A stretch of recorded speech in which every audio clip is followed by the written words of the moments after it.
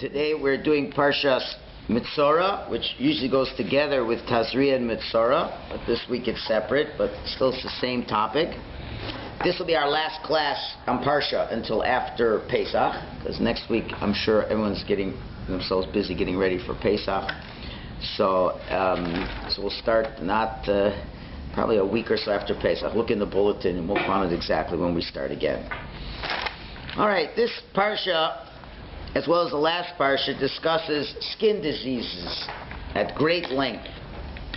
And in the Sefer Yetzirah, the Kabbalistic work written by Avram Avinu, it says, Ein bara lamata minega. There isn't anything more evil than what is called a nega. Nega literally means the skin disease of tsaras. That skin disease is called a nega. When you see some of it on your skin, that's called a nega. So there's nothing in evil that's worse than a nega. And then he says, on the other hand, there's nothing better than oneg, than delight. Now, obviously anyone who knows the Hebrew language understands that the word nega is spelled nun, gimel, ayin. Nun, gimel, ayin spells nega. If you take the ayin that's at the end of the word and put it at the beginning of the word, the same letters, you get the word oneg, you get delight. So it's the same letters, just where you put the ayin. So, that's a very cryptic statement. So, but obviously we're not just talking about physical skin diseases here, but the Torah is not a book merely of medicine dealing with how to cure your psoriasis problems. But even though the Parsha sounds like it, but as it records every single detail that's going on with the skin disease. But we know it's obviously much deeper than this. And I'm going to share with you a few citations from the Zohar that just tells us how bad speaking Lashon Hara is and what are some of the effects of speaking Lashon Hara. So the Zohar defines the word nega, the Hebrew word nega. And if you look in the Aramaic translation in your Chumash, it says the same thing. They say that the word nega, which again, there's no English word that really defines it, but it's that citing of this skin blemish that's on you. So the Zohar calls it sagira dekula, which means it closes and shuts down the person. That's what the word nega is translated as. So on a physical level, you think it means that the pores of the skin become shut, and as a result, since those pores become shut, you get the skin ailment that comes from that. And that could certainly be true on a physical level. But the Zohar is not, again, interested in medical issues like that. But on a deeper level, if you look in another Zohar later on, in Parshas Tazria, which I've given you part of that in the English, he says the following. He says, I'm paraphrasing some of the things that are not, I didn't write everything down there. He says, the Torah warns us and says, guard your tongue from speaking evil and speaking deceitful things. And a person who guards his mouth and his tongue will protect himself from any sufferings of the soul. Why? So now the Zohar explains that if a person's lips and tongue speak things that are evil, so these words rise up into the higher realms, and all the celestial beings, they all proclaim, move away from that bad speech of so-and-so. Let's stay away from this speech. And as a result of that type of speech and that discussion, the person gets taken away his holy soul. And it's removed, and a person cannot speak anymore. But I'm just translating the words, and then we'll explain it more. And the soul ascends in anguish and disgrace, and they don't give it a place like they had in the beginning, like it had in the beginning. The soul that used to be able to speak now is silent. That's what the Zohar says, which again needs a lot of explanation. What does that mean? The soul now is silent. Your soul is silent as a result of speaking Lashon Hara. So what does that mean? that the soul is silenced, even though the person is alive, the soul is silenced. So you got to go to the next Zohar in Parshas Metzora, in source number 4, that gives you the final answer. He says, Mi sheyesh bo lashon hara, someone who has within himself the sin of lashon hara, ein tfiloso nichneses lifnei HaKadosh Baruch Hu. His prayers do not enter before Hashem.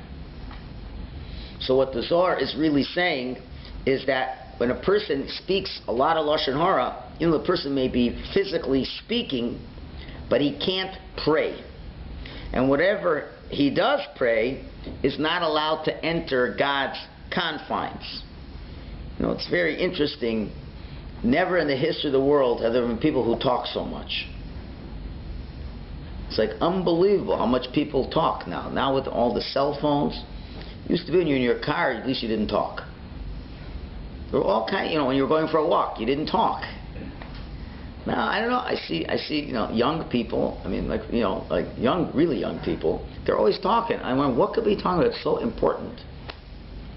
And they're yakking and yakking and yakking and yakking. People could talk so much to everybody, but not to God. And they find it so easy to talk.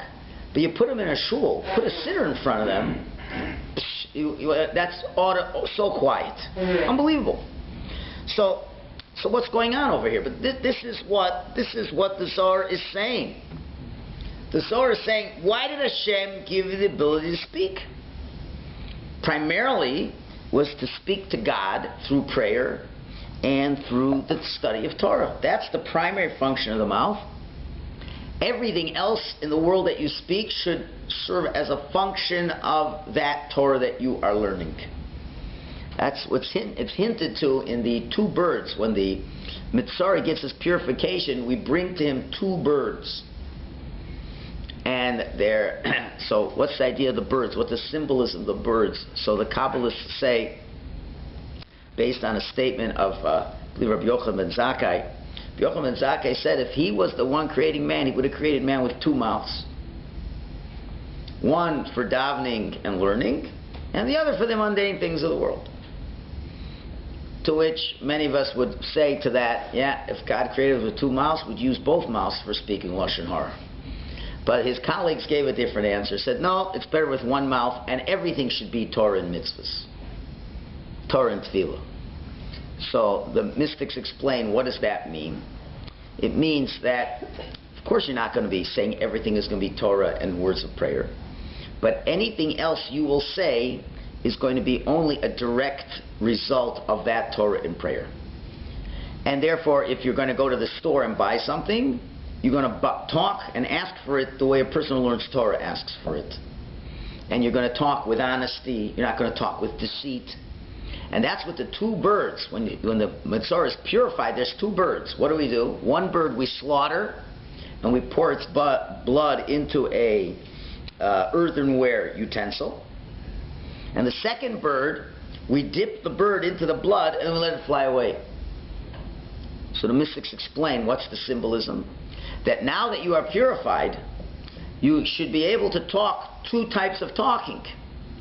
The first is the bird that we slaughter. And that's a symbolism to Torah. Why? Because we say whoever really wants to learn Torah literally has to kill himself for Torah. What do you mean to kill himself? You have to totally dedicate yourself to Torah. You have to be dead to the rest of the world when you're learning Torah. A person goes to a class, right? And many times as people come to a class, all of a sudden they jump up, they get up, because there was something making a vibration in their pocket, and to go out and talk to somebody. Right? You know, imagine it happens in a Gemara class. And if you've been to a Gemara class, you know Gemara classes, every minute is critical, because every minute builds on the other. Parsha class, you may leave for 10 minutes, come back, you might still be in the game. But a Gemara shir, if you leave in the middle, you're finished, because you're missing like steps 3, 4, 5. You want to go from 2 to 6. It just doesn't happen. And the guy goes out, has to talk for something extremely vitally important, obviously, because every day he has to go out when the phone rings. And then he comes back to the class and he can't follow what's going on. No, you have to be dead to the world. When you're coming to the class, the cell phone is off. Not on vibrate, off. Why? There's nothing more important I could be doing right now in this hour. You have to be dead to the world in order to learn Torah. So as we slaughter the bird, And also goes in an earthenware utensil, which is cheap, which is a symbol of humility. So if you humbly submit yourself to the words of the Torah, then you'll speak words of Torah and prayer. And then when you're going to get to the other kind of speaking, the mundane, business and that, you're going to take that second word and dip it into the blood. Meaning to say, you're going to dip those words into the words of Torah and davening. So really there should only be one kind of speech that comes out of the human being. That's the way God intended things to be. Right? And that is why you were given the gift of speech. That's the only reason we're different than animals. Why? Because we can pray to God, we can learn His Torah, we can then use our mouth in the application of that very Torah that we learn. And that's what that Torah is supposed to be. More than that, Hashem gives the human being, and particularly the Jew, the most incredible power that with his words in prayer, he has the ability to cause Hashem to change his ideas about things. A sincere prayer can cause a change in the situation that is going on, to change the attribute of justice to mercy. It's a powerful tool, the human mouth. It can create tremendous realities. So as the Chavetz Chaim gives an analogy to a carpenter, a carpenter is only as good as the tools that he has. And if the carpenter has a very rusty saw, he can make all the right measurements. Once he's going to cut, the wood is not going to come out smooth. And therefore, he won't do a good job. Similarly, a Jew, his craft, his main craft is his voice, what he says. He says, when you speak Lashon Hara, it's like you're dulling the crafty mouth that you have. And that mouth is not able to produce the same results as if it would be a good utensil. And therefore, this is what happens. The person who speaks Lashon Hara, the Baal Lashon Hara, the master of Lashon Hara, who suffers from this sickness called Saras, which comes from the word Metzora, from Motzi Ra, bringing out evil. The Zohar says that such a person, the system is shut. The mouth is silenced. This Jew has lost the most amazing power of the ability to speak to Hashem through his speech, and to be able to change the realms above through his speech. He loses that. Now, once that happens, the person feels like he doesn't want to daven anymore. Because even though he may not know what's going on intellectually, but his soul definitely knows what's going on intellectually. And then, after a while, when you realize you ain't being listened to, you don't feel like praying anymore. And since the soul knows that the prayers are not being answered, as the Zohar says, and they're not ascending to the throne of Hashem, therefore he loses all desire to daven. And that's a major problem we have in this world. Most people do not want to daven. There can be many reasons for it, but it seems to be very obvious there's never been such a conflagration of Lashon Hara in the world, and there have never been so many people who don't want to daven. You ask them, why don't you daven? They really don't have an answer. It takes too long. It takes this. It takes that. I don't think I'm getting anything out of it. Yeah, you're not getting anything out of it. You're right. You're right, because Hashem's not listening to you because you've damaged your tools. You've damaged your mouth. Therefore, you don't want to listen. And that's what the Zohar is saying. That's the greatest damage that Lashon Hara is that it's a total disconnect of the person to God. And therefore, it's not unusual. You can come to certain synagogues where they, instead of davening, they're talking Lashon Hara right in the shul. Remember, Lashon Hara, let's refresh our memories, is not to be confused with slander. That is not slander. Slander is a lie. If a newspaper writes lies about someone, you can sue them for slander. How does a newspaper defend itself against a slander suit? How do they defend themselves? Claim free speech. Claim free speech? No, that won't. All you have to do is prove what you said was true, and then the case is dropped. According to Judaism, what that means is Lashon Hara is only when you say the truth that's negative. So in the secular world, by proving that you're speaking Lashon Hara, you're innocent. In God's world, if you're saying something that's true, that's evil about somebody else, even if it's true, unless there's tremendous constructive purpose, which is rarely the case, that is Lashon Hara. That is Lashon Hara. So a person goes to shul and he has to catch up on all the gossip. and talk about all the bad stuff he's heard that's going on. And that's what he's doing because he doesn't feel he's getting anything out of prayer. It's exactly what's going on. You're right. Hashem isn't listening to you. And that's a guy, subconsciously the guy knows, why should I pray? What do I need to pray for? They can't put their finger on it. Or they could, even themselves, I know God doesn't listen to me. I pray all the time. He doesn't answer me. You're right. Now why don't you ask yourself, why isn't he answering you? It's because the person's speaking Lashon Hara. And that's what the Sefer Yetzirah means. There's nothing worse than a nega. The worst evil is a nega. Nega now means a closed soul.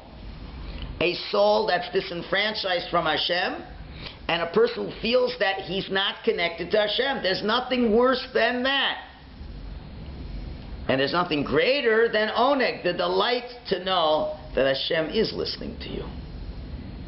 Right? So this really defines the sickness that we have in society today. Notwithstanding all the great campaigns of Lashon Hara, there's still far too many people speaking Lashon Hara, because after all is said and done, they say, "Yeah, you're right, but this is allowed." They always preface it. I know this. You can't speak Lashon Hara, but this I'm allowed to say. Whatever you want to say is what you're allowed to say, because everything you want to say is excluded somehow magically. This I have to say, especially when it's dealing with a rabbi. Then it's a mitzvah to tell the whole world. Mamish, it's a mitzvah. Everyone needs to know that the rabbi is a scum, and we have to show that, so he shouldn't fool us all. Right? It's unfortunate people feel that way. But that's why, and those are very safe. The biggest people who talk Lashon Hara are not the ones you find in Shul praying 21 times a week. People you see coming to Shul every day, they usually are not the ones speaking as much Lashon Hara, because they feel that they're being listened to, because they haven't damaged their voice yet. Right now, it's interesting just to give you an idea of how hard this is for us to deal with, because certainly no one could argue with the saintly words of Reader's Digest. One of the few magazines that still hasn't fallen into pornography and things like that. It's supposed to have wholesome articles. So I'll just quote for you a few lines from a vintage Reader's Digest article written in November 2002 by a certain fellow, and the title is called "Healing Power of Gossip." Okay, and this is what the person writes. Psychologists say gossip is good for us. Gossip is a way to keep track of social status and to manage alliances, says psychologist Frank McAndrew of Knox College, Illinois. It helps us know who we are and how we fit in. That sense of belonging is key to emotional health. Of course, not all stories we share are benign. Experts distinguish between rumor, which is often unfounded and malicious, and gossip, which is mostly factual news. But while gossip may be true, it isn't always nice. He says, when the subject is someone higher than us on the social ladder, we're most interested in the nasty stories. Negative information could be useful in helping us move up a rung or two the social ladder. When the gossip concerns someone we perceive as lower in status, good news makes us listen. That's because fortune could raise our rival above us in social rank. Exchanging tales over the garden fence also helps a community of people establish moral boundaries. We gossip when people go astray as a way of delineating what's right and wrong. We all have to learn the unwritten rules of our society or social group, writes social anthropologist Kate Fox of blah, blah, blah, blah. Critical gossip helps us to discover, negotiate, and transmit and reinforce those rules. Gossip may also be good for us physically. It has been compared to social grooming among primates. See, that's what we are, primates. Which is known to stimulate the release of endorphins, relieving stress and boosting the immune system. Yeah, it really does feel good to speak Lashon Hara about somebody, doesn't it? All that banter lets us see ourselves more clearly. Gossip provides a means of social comparison, a way for us to compare others to ourselves, and it may even have a higher purpose. Gossip may even be good for the soul. Canadian philosopher Ronald de Souza once dubbed it a saintly virtue. Gossip allows us to exchange truths that might otherwise remain hidden, painting a truer picture of what it is to be human. Okay, so Reader's Digest poskined that it's a very good thing to speak gossip. Well, every line it says is exactly the opposite of what the Torah says.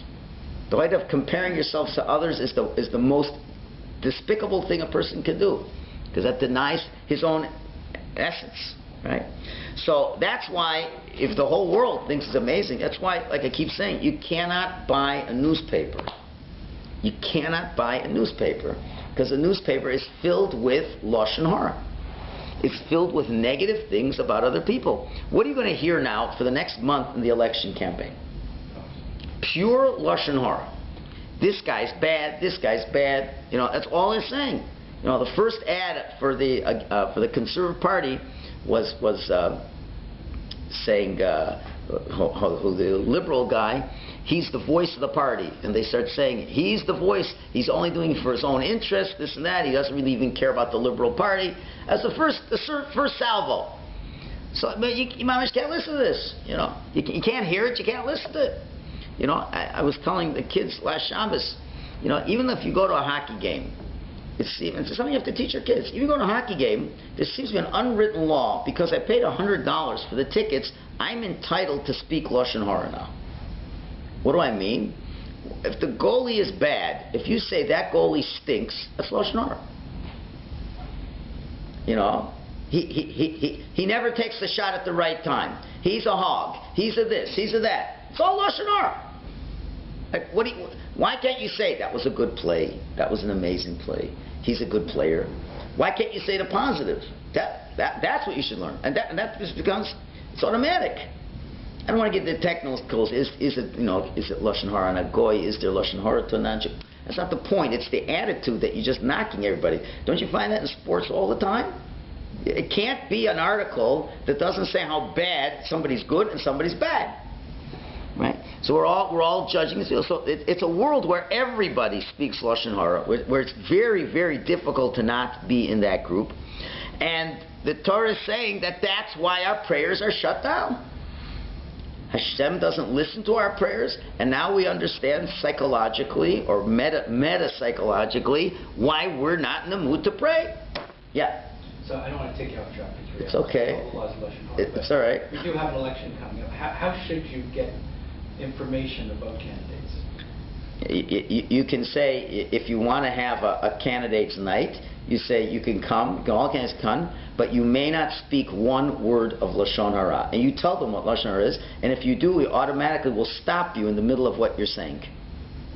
If you say anything negative about any of the candidates, that'll be like one of the rules of the debate, whatever, or information night, is we will not listen to any of the negative things you have to say. Just tell us what you're proposing to do.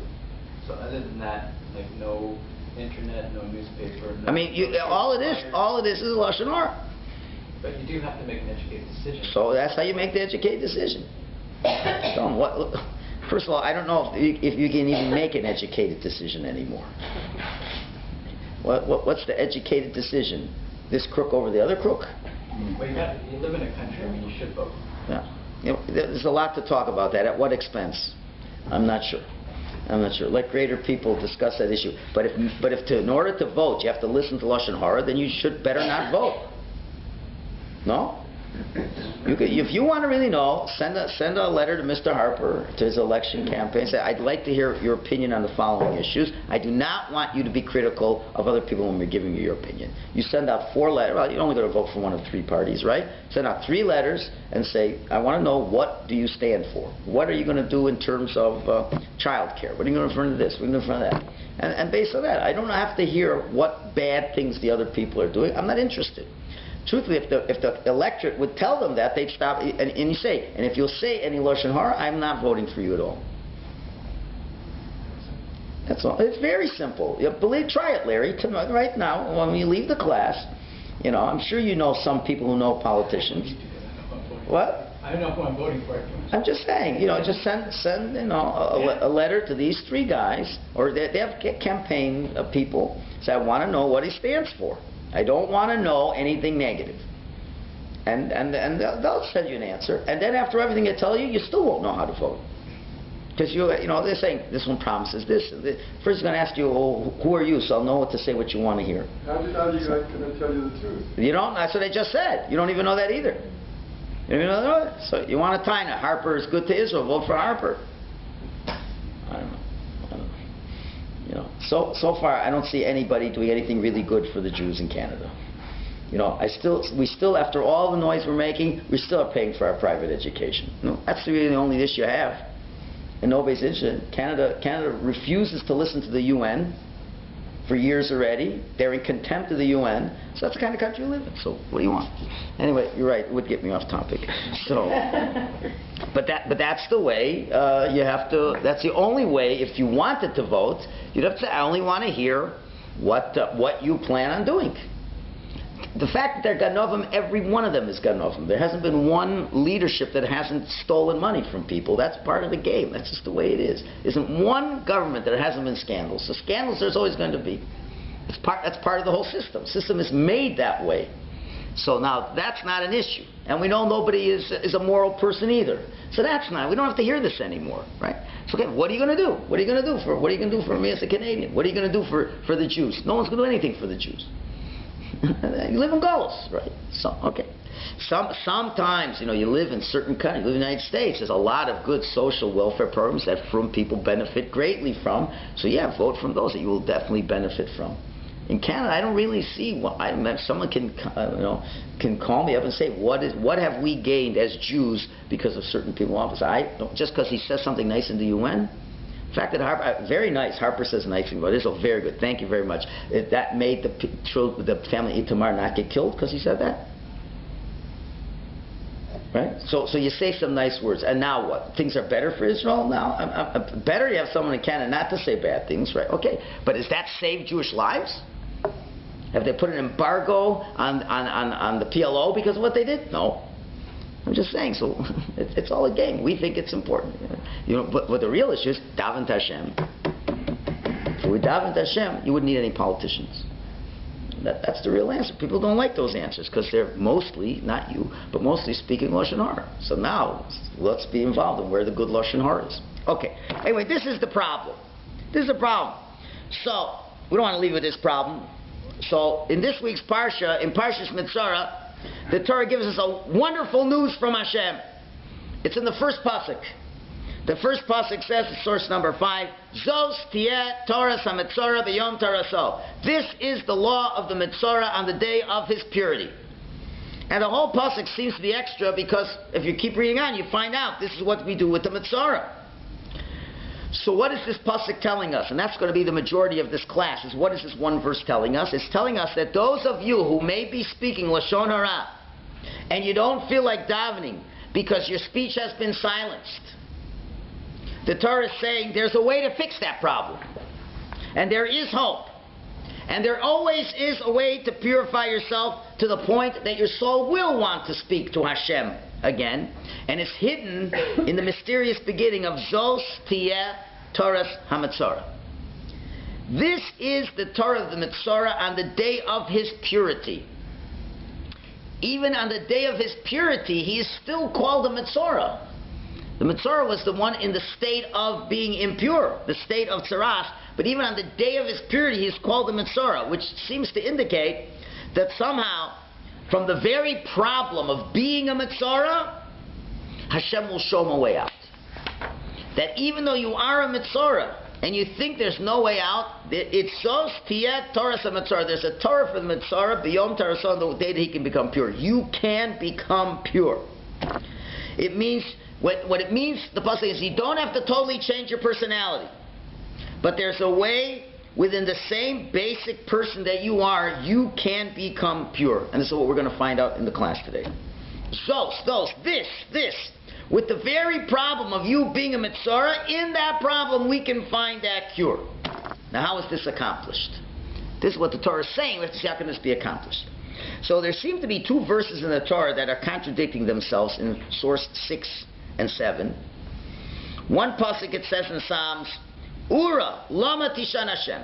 Arise, why do you sleep, Hashem? Which seems to indicate that Jewish people feel that Hashem is sleeping. While another verse in Psalms says, Hinei lo yanam v'lo yishan shomer Yisrael. Behold, he doesn't sleep, he does not slumber, the guardian of Israel. So one verse says God doesn't sleep. Another verse says, why are you sleeping? So the Zohar resolves this difficulty, and he says, Hashem made the world in a way, didn't have to, but he made the world in a way that the actions of the Jewish people affect everything in a most cosmic way. Lutzado, Nefesh HaChaim, all of them, we've all spoken about this, say that our thoughts, speech, and action of the Jewish people are what make the world become what it is. And if there wouldn't be Jews learning Torah, wouldn't be Jews davening, the world would cease to function. The whole world revolves around our thoughts, speech, and actions. So now, when that's all good when we're doing good things. What happens when a person says bad things and thinks bad things and does bad things? The result is Hashem removes His attention from you. He ignores you. As King David said, Hashem tzilcha, Hashem is your shadow. Just like a shadow reflects everything that you do, Hashem is the same shadow. If you're saying bad things, the shadow runs away from you. And it seems as if, because of the terrible behavior a person can do, that you've cut off your relationship with Hashem, and that Jew would cry out, Ura lama tishan Hashem, Hashem, why are you sleeping? Why are you ignoring me? And that's true. It looks that way. It looks like Hashem is totally ignoring him. A person who deviates from the path of Yiddishkeit, Hashem says, you don't want anything to do with me, I don't want anything to do with you. That's the way it seems to be. So, but really, who's really sleeping? The Jew is sleeping. The Jew is sleeping. But of course, we blame Hashem as the one who's sleeping. Okay, in other words, the person realizes that he's in trouble because he's been abandoned by Hashem, and the person's kind of saying, because of my mistakes, I'm on my own, and he can say, Hashem, don't sleep just because I'm asleep. So that's the one hand. There's a Jew who feels far away from God, feels Hashem is sleeping. Bazar continues. But the above scenario is really only superficial. It only appears that Hashem is sleeping. But the real truth is the other pasuk. Hinei lo yanum v'lo yishan shomer Yisrael. If you try hard and try to wake yourself up from your terrible sleep, and you try to be better, if you push yourself in a most unnatural way to overcome that sleepfulness that you have put yourself into, so that feeling of you being cast aside from Hashem, and despite everything, you still try to awaken yourself, then Hashem reveals to you at some point, as the pasuk says, Zos tieh Torah Metzora b'yom tarasol, that you know what, I never ever left you to begin with. What really is, Hashem never left you. That's Hinei lo yaram v'lo yishan is the real truth. I never left you. The pasuk says, God, why are you sleeping? That's what we're thinking. We're thinking Hashem is asleep, as really it should be. We deserve that He should be asleep, but that's not really true. It's true that I made a world that Hashem says, I made a world that I react to your negative actions, and I may turn away from you. But that's just how it seems to you. And when you're in a miserable state, and you can't forget that for a moment, then you feel that I'm sleeping. But if you awaken yourself and you overcome that, now I'm going to show you an amazing thing. That, you know what, I was just faking, Hashem says. I was only making believe I was asleep. But I really wasn't asleep. And then when the person wakes up and he realizes, wow, you mean all that time when I was doing all those averos, and you were doing all those amazing things in the background to help wake me up? Because when I was doing those averos, I thought you were hating me, you didn't listen to me, and you turned away from me. And now that I've done tshuva, I've awakened myself, and Hashem shows the person all the past, and all of a sudden he realized that Hashem was with him all along, and it was always, the Jew says, I was asleep, but you were never asleep. And that's what Zos Toras HaMetzora in this pasuk means. This is the law of Metzora. It means in general, it's talking about the bad times. When you feel Hashem isn't listening to you, and you don't feel like davening, and you don't think that your words of Hashem are being, it appears that Hashem is just sleeping. So how do you overcome it? Zos tieh Toras HaMetzora. You have to believe that even as a Metzora, there is purity can be achieved. Now how does that happen? That's what this pasuk is saying. Even though you are a Metzora, from the fact that you're a Metzora, you can be holy. How does that happen?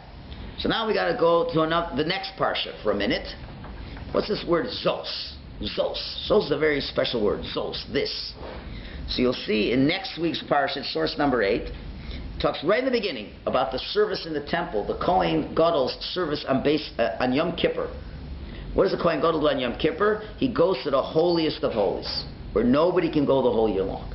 So what does it say? In that pasuk it says, Bezos Yavo Aaron el HaKodesh. With this, again the word Zos, this, Aaron and any Kohen can come to the holiest of holies. In other words, With what? In order to go there, you have to have an attitude of Zos. What's Zos? Zos is a lot of courage, a lot of nerve. Why? Because normally you can't go there. Normally anybody, all year long, you walk into Holies of Holies, you're dead on the spot. DOA. You walk into that place, you cannot live. It's a world beyond the normal physical realities of life. A human being cannot live in that place. Right? It's a place where nature doesn't exist. The laws of nature are canceled. And as far as God's concerned, in that place, there's no difference between a raging ocean that can kill people and a sea that can be split in two and save the Jewish people. In that place, nature is put on its head. It's a place of absolute truth, a place of absolute clarity that's above nature. And in that place, when the Kohen Gadol goes there on Yom Kippur, one thing's for sure, he knows that God is never asleep. Because all the secrets of the universe are in that little room there, where he's privy to all these things, that Hashem is not asleep. So what the Torah is teaching us with this Zos also, it's saying when you aren't doing well and you think Hashem is finished with you, and the story's finished, I'm a sinner, God doesn't love me, finished, He doesn't answer me, He shut the door, the relationship is shut. And just like you feel like a tsaras, like the Metzora, that it's shut down, and you don't feel like davening, and everything's finished. But if the person will make a heroic attempt to walk into the world of holiness, like Aaron walked into the world of the holiest of holies, then the same way that the Kohen Gadol, when he went into the holiest of holies, in that place, nothing is as it seems outside of that place. Outside the temple, you think it's one reality. When you go into the holiest of holies, you realize that everything outside isn't the way it appears to be. In the holiest of holies, Hashem reveals that He is with the Jews every moment. He never sleeps, and everything is absolutely clear. The same thing is the Zos Toras HaMetzora. With that same Zos, the Metzora has to go into His holiest of holies. He has to not let the outside view color his feelings of what the future should be. Not once a Metzora, always a Metzora. Once a gossiper, always a gossiper. Things can change. From the very gossip, you can change. How is that? So now let's come to the most important medrash, the last source. You know this very famous story. It's the story of a salesman, a salesman, who was traveling around the cities near Chipori. He was calling out, who wants to buy the elixir of life? It's not very strange. People were, was he selling Botox? Was he selling Vayikra? What was he selling? They're all running. And you see, people are spending billions of dollars to find that fountain of youth. So it's not unusual. People were flocking to him. Right? So Rabbi Yannai was there, a great rabbi was there, and he said, I want you to show me what you're selling also. So he says, Rabbi, you don't need it. He says, no, tell me what you're selling. Well, let me see. So he took out a book of Psalms, and he read the verse, Mi ha'ish hachavetz chaim. Who is the person who loves life? Who wants to live? What does it say? Netzor l'shon chameira usvasecha v'daber. Regard your tongue from speaking evil, and your lips from speaking deceitful words. Basically saying, stop. King David says, you want to live long? Stop talking lashon hara. That's the elixir. Okay. So now the ending of the medrash is most interesting. Rabbi Yannai said, all my life I read this verse, I never realized how it should be understood until this salesman informed me with this pasuk. Now I really understand this verse. Now this is a medrash, and the medrash says, therefore Moshe warned the Jewish people and said to them, back to that same pasuk, this shall be the law of Metzora. Zos tia Torah Metzora. Somehow the medrash is connecting this story to this first pasuk, Zos tia Torah Metzora. That the medrash is connected to this pasuk. So what is the connection? So in the Sefer Beis Yaakov from the Ishbitz Hasidic dynasty, so Rabbi Yaakov of Ishbitz says the following pshat in this medrash, a beautiful pshat. He says, who was this salesman? He was called a rochel. A rochel is a salesman. The Torah, when it says, thou shalt not speak gossip, it says, lo telech rochil. You shall not go around like a salesman. In other words, a salesman, a peddler, is synonymous with a person who's a gossip mongerer. The words are the same root. So he says like this: this peddler used to be a terrible Baal Lashon Hara. He was a peddler. He was a rochel. A rochil, lo selech rochil. You cannot go around tattletaling on people, right? He went from place to place trying to sell his wares. But it wasn't objects. He was selling information. Did you hear what happened to so-and-so? Did you hear about this? Did you hear about that? That was his profession, right? A traveling merchant is someone who tries to sell, things that usually you don't need, right? Snake oil, or things like that, right? So the gossip mongerer is trying to sell his stupid information and lies and lashon hara to other people, right? Every Baal lashon hara, if you really think about it, is a salesman. What are they trying to sell? They're trying to sell how they can besmirch other people. Just like the salesman tries to convince you to buy. If you don't try to convince as a salesman, you're going to fail in sales, right? You can't just say, I don't know if you're going to want to buy this. If you like it, yes. If not, no. That's not how a salesman talks. Salesman gives you 10 reasons why it's good for you. You don't have the money, don't worry. We'll have an installment plan. Well, the main thing is make the sale. If it's good for the person, bad for the person, listen, I need to make this. I need to convince the person to buy it, right? That's what a salesman's all about. So the Baal lashon hara is the ultimate salesman. They're trying to sell damaging information, to sell distorted reputations about other people, right? That's what he's selling. He wants the customer to buy his wares, that the person being spoken about is no good. That is what a Baal lashon hara is. Okay? And it's just interesting. This always happens, right? We just had a wedding, right? Just had a wedding. So we had to send out 250 invitations. So we had a spreadsheet. We took the membership list of the shul, just copied it over, every member's address, this and that. And then all the other friends we had beyond the shul, from our side, almost 250 people. Okay, now, what is the statistical probability when you're sending 250 invitations? Now, in that process, you have to make sure that the computer, made all the labels as you instructed it to, right? To make sure that the stamps were put on, the addresses were put on, and that every letter got to the mailbox. And then the biggest variable is Canada Post. What are the odds that maybe 1% of the letters didn't get to their intended destiny? What would be the odds of that? Pretty good? That means 3 people are guaranteed not to get an invitation. Right? And now, what happens if you're one of those 3 people who don't get it? Now, what's even more interesting is, what if you're the 99% of people who do get it? So, this is like one of the... It's just people just don't think. Let me ask you, is this a smart thing to do? Let's say you just got an invitation to a wedding. You call up somebody else and said, I got an invitation to this wedding. Is that a smart thing to say? Yeah, that'd be happy with that. That is the not smartest thing at all to say. Why? Because who are you telling this to? Either to someone who got an invitation or who didn't get an invitation. The other person got an invitation. What do they need to know that you're going? But if they didn't get one, then you're beginning the lashon hara. They're saying, what? He got it, I didn't get? What's going on?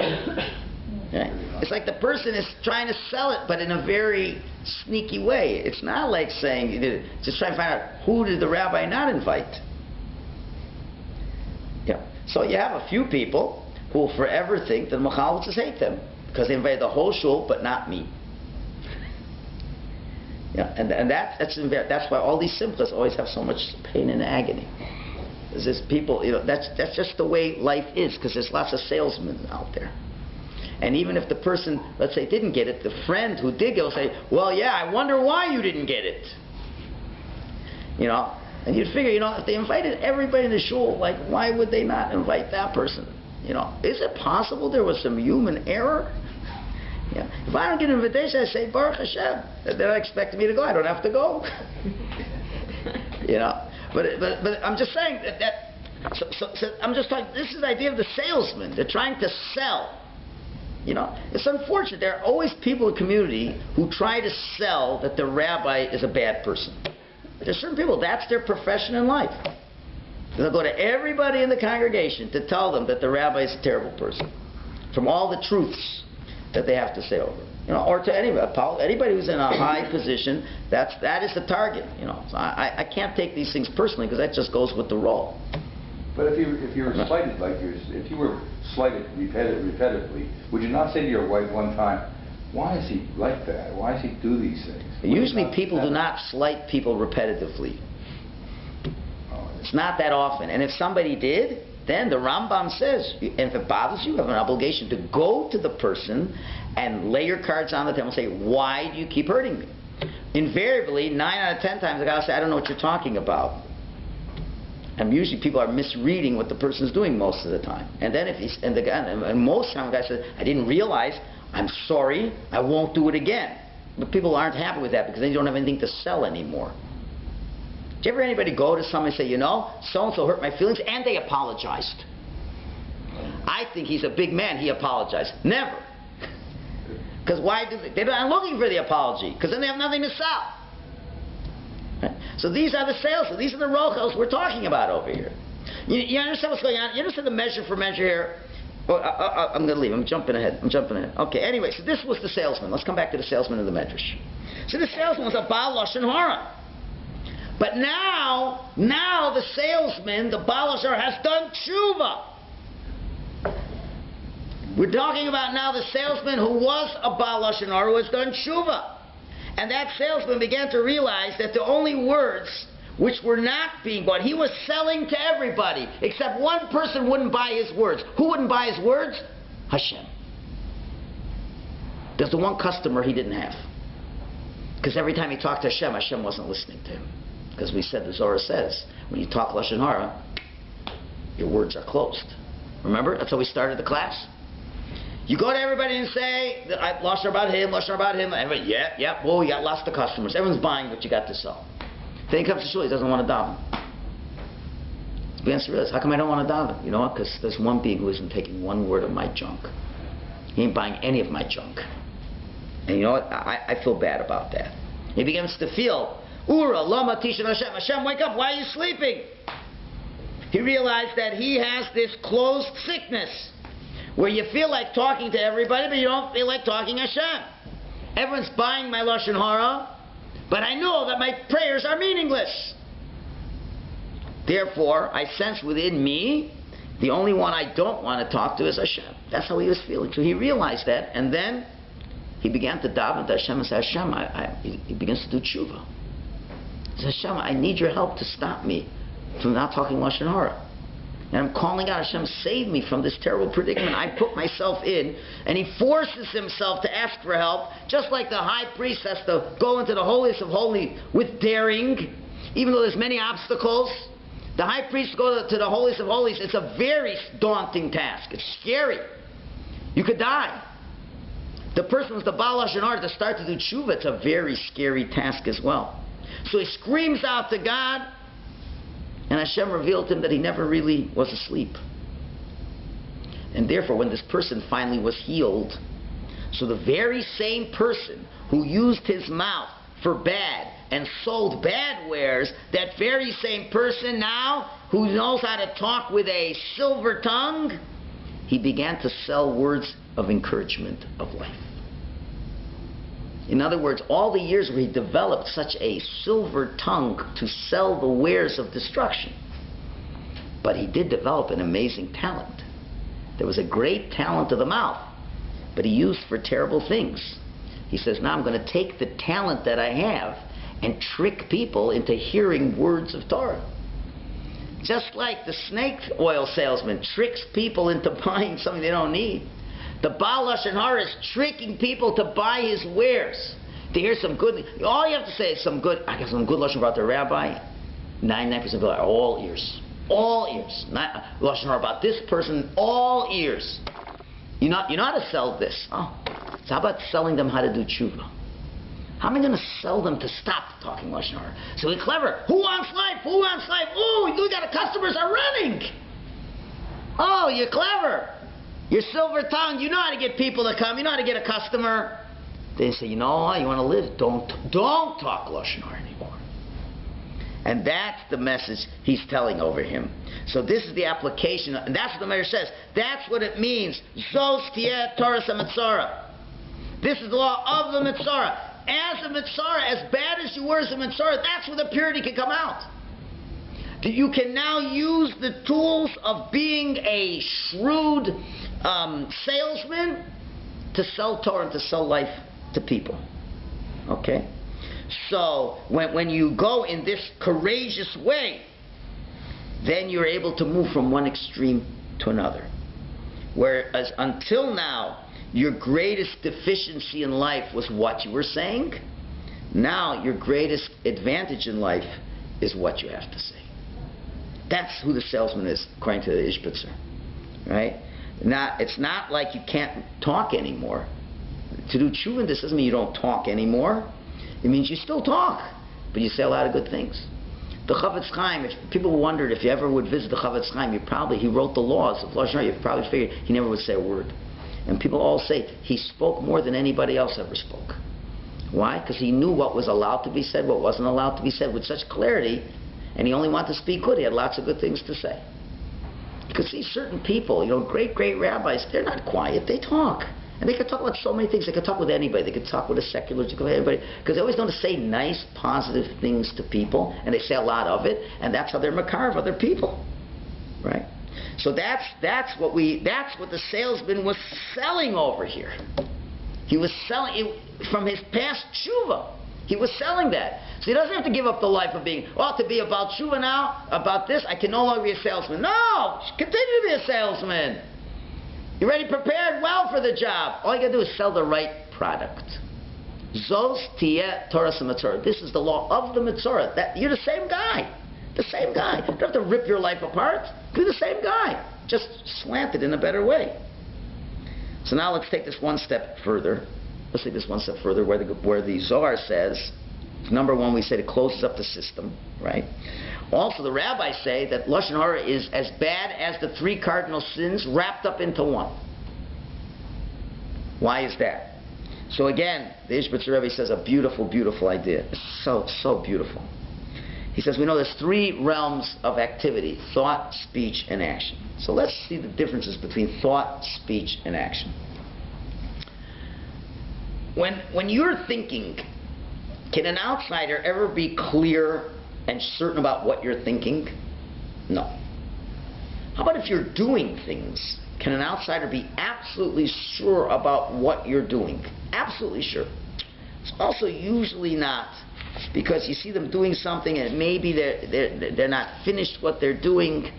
You see the guy going to a certain place, but maybe he's going to walk right past the place. You can't really see. But when it comes to speech, when a person eloquently describes everything that he wants to say and all his intentions, usually it becomes absolutely clear what that person means. And by thoughts and actions, it always is sort of open-ended. And it could always be interpreted another way. But speech, and especially when you're talking about Lashon Hara, is completely bad. Because why? Because the person who has spoken it out and has clearly finished everything with total explanation. It's very, very clear the evil that the person is saying. So, what I mean to say is, and what he means to say, is that Lashon Hara has a certain finality to it. It's as bad can be. If I'm thinking to do bad to somebody, even if I do certain actions, it's not absolutely clear. But when I say Lashon Hara about somebody, I say, did you hear what so-and-so did? I'll tell you what he did. Even though the other person was so poor, and even though he is so rich, and give you all these embellishments. You ever get just a little bit of it? You always get a full story. And that person has for years been trying to destroy the other person. And he had his opportunity. It is like with such detail. What do they do to the victim of Lashon Hara?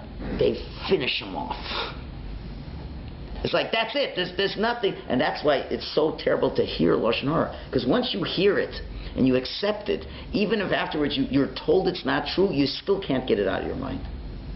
And there's many stories to prove this that I don't have the time to explain. Stories in the Torah that teach us this. When David HaMelech heard Lashon Hara about a trusted advisor, and first he said, when he heard it was Lashon Hara, he didn't know, he thought it was true. He thought that one of his trusted allies went to the other side. Somebody lied. Mamish lied. So what did King David do? He said, if I get back in power, everything that he owns is going to be taken away from him, and it's going to go to you. Later, when the uprising was squashed, and it was found out that the other guy was lying, and King David found the truth, what did he do? He only gave back half to the original. Why? Because the truth that he had heard seemed so believable, couldn't totally undo it. In other words, when you hear Lashon about somebody, you hear and you let it come on in, it's like you've allowed that person to finish off the other person in your eyes. That's why the Baal Lashon Hara has more psychological challenges to overcome than other sinners. You know, Michal Shabbos is one thing, eat treif is another thing. But speaking of Lashon Hara, you know what your sin is. You finishing people off. And instinctively you know that means Hashem is finishing you off. Right? And therefore the Zohar says that although it seems that there's no tshuva for the person who speaks Lashon Hara, and you feel that your davening is meaningless, and that you're stuck, and you can't change, and nothing can turn around, Hashem says, no, Zos Tieh Torahs HaMetzora. Even from being a Metzora, you can change. From the very problem itself, where you think Hashem is finished with you, and you think it's the final letter, it's the Sophis, and Hashem is asleep, the truth is it's not. Hashem always leaves the files open. Hashem's never done with you. He's always in the middle. There's no Chav Sophis, there's nothing at the end of the letter. And when you think your life is finished, it's ruined, no, it's not the end of the letter. You think a Metzora is closed and shut and I'm asleep, I'm not listening. No, I'm never finished. There's always a way out. And the second you open up and push yourself beyond whatever's the last letter in your life, you can see you could add a few more letters to your life. And the Ra can be Re'im. The Rasha could be Rashanim. You're not finished. I'm not finished with you. There's other proofs. I don't have time to get into this. But there isn't anything, and the point we're saying, this passage, there isn't anything that a Jew damages in this world that he cannot fix. And more than that he cannot put in a good way. And that's what happened to the peddler. The peddler said, I'm living testimony that a person who speaks Lashon Hara can do tshuva.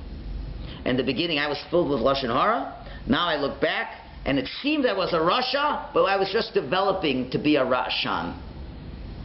A Grager for Hashem. It seemed I was Ra, but I was just developing Re'im. For the first 25 years of my life, I was only working on the first two letters. Now I did Tshuva, I've added on a couple more letters, and that's who I am now. Standard Tshuva means everything I did in the past was fixed. Real Tshuva means everything I did in the past has been transformed into holiness and was a method of bringing me even to holiness. Had I not been such a good expert Lashon Hara talker, I'd never be such a good salesman to sell people to come back to Hashem. And that's really what it was all about. And therefore Hashem was awake the whole time. Hashem was never asleep. He was just waiting for me to come back to that place. That's why when a person is sick, very sick, what do? You figure they're finished, right? They're finished. Chaim Yankel was finished. So what do? We add a name. If his name was whatever, his name was Moshe, we call him Chaim Moshe. Moshe Chaim. We add a name. You're not finished. There's still more to your life. Right? The Baal Lashon Hara finishes people off. That's you got to realize. That's the terrible thing about life. Why else are you talking Lashon Hara about somebody? What do you really want to do? You want to finish them off. Now you may have reasons. Maybe you want to take revenge, whatever. But basically, when you want to take away a person's credibility, you are finishing them off. So Hashem punishes you that He doesn't want to hear from you, and because you think that everybody, remember, whatever blemish you have, you think everybody else has the same blemish. So if just like you want to finish people off, you think Hashem wants to finish you off. Hashem isn't as bad as you think He is. It may look like He's finishing you off, but Zos Tieh Torahs HaMetzora. No, Hashem's not finished with you. Right now, he ain't going to hear one of your prayers. Forget it. Until you're going to make some serious changes, he's not going to hear it. But don't think that you can't change. That change can still happen. That's what this parsha is teaching us. And the truth of the matter is, why does Hashem hate Lashon Hara so much? It's because every Jew that you're talking about is a child of Hashem. And one thing all of us know, a lot of times your children can maybe, cause you distress. They can disappoint you. And you may even say negative things about your kid. You may even say, you're a good for nothing, you're a lazy bum. You may say that about your kid. But one thing's for sure, if you hear somebody else insult your kid, you'll kill them. And the guy, understand, you yourself call him a lazy bum. Now, that was between me and him. Between me and him, I really love him. But you have no right to call my kid a lazy bum. Never. So Hashem, sometimes he'll send a prophet to say very strong words to us. We're sinners, we're rebellers, we're this and that. That's between me and him. Between me and my son, I say what I have to say. But you, I don't want to ever hear anything bad you say about my kid. Never. And certainly the opposite is also true. The opposite is also true. When somebody says something wonderful about your child, you always love to hear that. Parents always like to hear good reports about the kids. They get nachas. Somebody calls up and you say, you go to your son, mashallah, your teacher called and said you were so good. I'm so proud of you. Yeah, but Abba, you always say I'm good for nothing. Don't worry about that. You can call your kid a good for nothing, but you still get a lot of nachas when somebody else says your kid's good. But it's between us and Hashem. Hashem, he loves us. He says what he has to say. But he doesn't want to ever hear anybody say anything bad about another Jew, and he only wants to hear good things about that. And that's why the Gemara says, greater is taking in guests than accepting the divine presence. Avram Avinu, Hashem was with him, and Avram said, Hashem, wait a minute, I have to go take care of some other people. So why are you allowed to do that? The answer is Hashem says, take care of my kids first. I get more nachas if you take care of one of my kids and you take care of me. So that's why, any aver you could do, okay, Hashem, it's not that bad. But it's nothing as horrible as saying something bad about one of Hashem's kids. One of Hashem's kids, you can't tolerate that. So now, what have we learned today?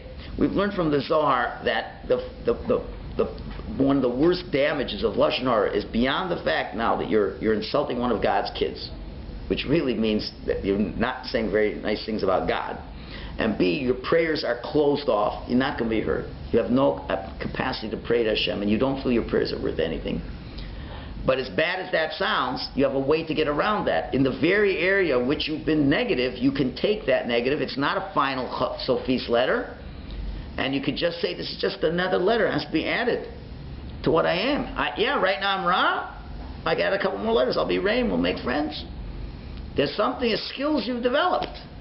They could be skills used for very good things. And that's where you can get this purity coming out of these worst things. And as much as you think Hashem's asleep, Hashem is never asleep. I know this is a very big issue. Many people just give up on trying to not talk Lashon Hara. They just say, I can't. It's impossible. There's no such thing. Because Hashem isn't finished with you. The psychology is you think you're finished with yourself because you've finished off everybody else. And you think you're finished. Today is Rosh Chodesh. Rosh Chodesh, I talked about in Shul on Shabbos, has a lot of spiritual power. And Rosh Chodesh is a day where you can dip above the sun. Jews count by the moon, not by the sun. Meaning everything under the sun, nothing can change under the sun. Right? But under the moon, things can change. Every 30 days, things can change. There's a power to change things. So on a day like Rosh Chodesh, you can really make these kinds of changes. If you normally couldn't stop talking Lashon Hara, on a day like today, you can start to make those changes. How do you start? First of all, you have to learn what is Lashon Hara. There's lots of good books in the library that can tell you what Lashon Hara is. But it's a very simple rule, Just remember, you're talking to one of God's kids. How would you talk to one of God's kids? How do you want people to talk about your kids? How would you talk about them? No matter what, even though the guy did something terrible and did this and that, and you have all kinds of reasons to want to talk Lashon Hara, the bottom line is, do you want to close yourself out from Hashem? Today's the chance to do this. Now, why is this parsha so close to Pesach? It's always around Pesach time, because we know that what's the main mitzvah of Pesach? The main mitzvah of Pesach Remember the Exodus? is what? Remember the Exodus? Yeah, how do you do it?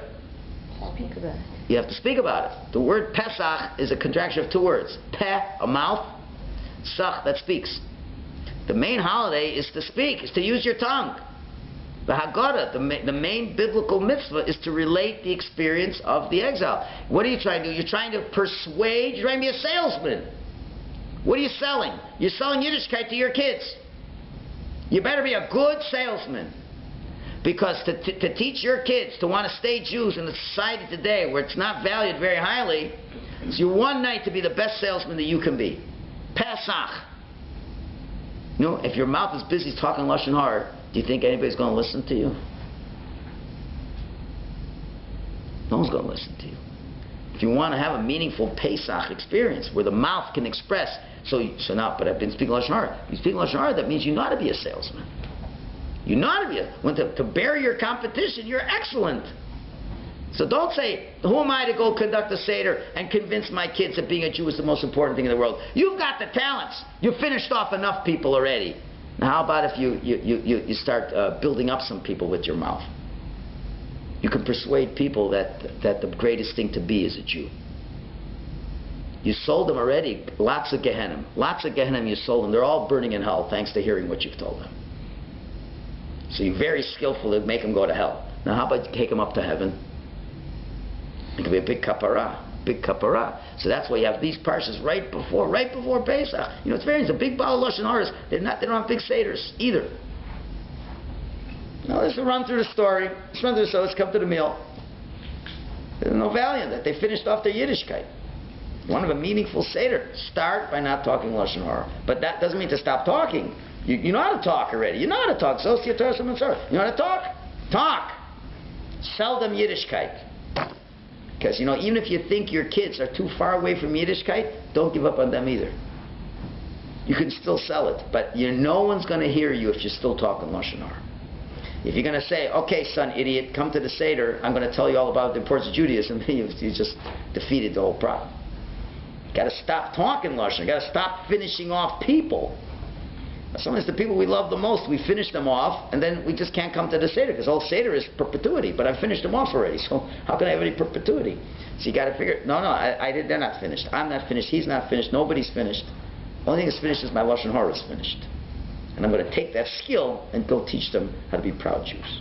That's what we can accomplish. Yeah. But isn't it also an opportunity to teach your children that you can change? I mean, you're changing everything for Pesach, you're cleaning up all your chorbet. That's also true. Teaching them. That's true, but the real vehicle, you're right, but the vehicle to do it is the mouth. The mitzvah of all, the only real big of the wine is rabbinic. Mainly the mitzvah rabbinic. It's the Pesach, the Korban Pesach, and the only mitzvah that is eternal. Korban Pesach we don't even have anymore. The matzah is only symbolic. It's not the real thing. The only biblical mitzvah is Vigarta levincha vayom v'layla. Tell it to your children. Tell them the story that exists. That's the only biblical mitzvah you have on Pesach. It means you have to be a salesman. That's exactly what it is. You have to sell the religion to your children. That is the mitzvah. So how are you going to sell it? I'm not a good salesman. You are. Remember the last time you spoke Lashon Hara? Remember the last time you spoke Lashon Hara? A real good Lashon Hara. Mamish, you're an amazing salesman. So don't say you can't sell it. You could sell it. You could sell something good. You want to give them life. You could sell them life. And that's the way you'll have a successful Pesach. Yeah? Should we, Seder night, should we talk about lots of Lashon Hara? Should we study it? I mean, it never comes up. You know, I think you have to study it. I think the message here is study it before. You don't have to teach the other people not to talk Lashon Hara. You have to be a good salesman.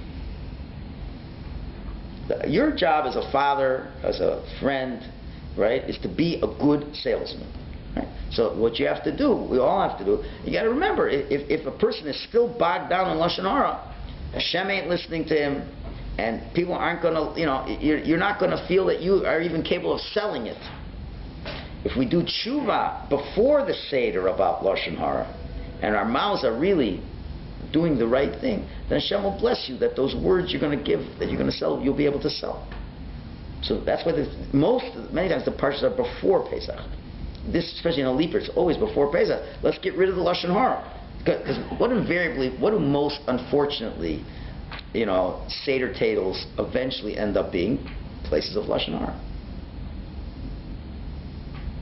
You know how much Lashon Hara is spoken over a Pesach vacation? You have 5 days of Shabbos or Yom Tov. You know how much Lashon Hara is spoken? It's terrible. Why? Because people didn't clean up their mouths. But instead, there's so much to talk about. Someone said the Seder, the Haggadah. There's so much good things to talk about. Maybe we're not learning enough. We don't know what to say. But there's so many amazing things. So that's got. If we could just change and be the salesman for good, then you'll have an amazing Pesach.